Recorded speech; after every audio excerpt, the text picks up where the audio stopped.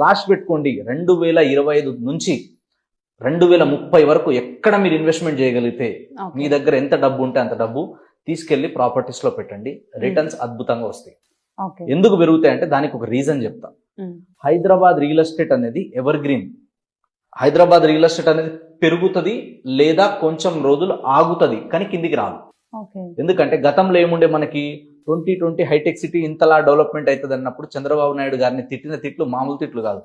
అవునా కదా, మస్తు చెప్తారు ఇవన్నీ అయితే వీళ్ళేదో రాజకీయ లబ్ధి కోసం చెప్తున్నారు అన్నారు. కట్ చేస్తే ఏమైపోయింది, హైదరాబాద్ గ్రో అయిందా లేదా? నెక్స్ట్ ఇంకోటి తర్వాత ఏమన్నారు చాలా మంది, తెలంగాణ ఆంధ్రప్రదేశ్ విడిపోతుంది ఇంకా అన్నారు. కొట్టుకపోతుంది హైదరాబాద్ రియల్ ఎస్టేట్ ఇంకా అన్నారు. హైదరాబాద్ ఇక మొత్తం మారుమూల పల్లెటూరులలో ఇంకేం డెవలప్మెంట్ కాదు, తెలంగాణ వెనకబడిపోతుంది అన్నారు. 20 ఏళ్ళు వెనకపోతుంది తెలంగాణ అన్నారు. కట్ చేస్తే 2014 తర్వాత రియల్ ఎస్టేట్ భూమి ఎంతలా పెరిగిందంటే గతంలో కని విని ఎరగని స్థాయిలో రియల్ ఎస్టేట్ మళ్ళీ భూమి పెరిగింది.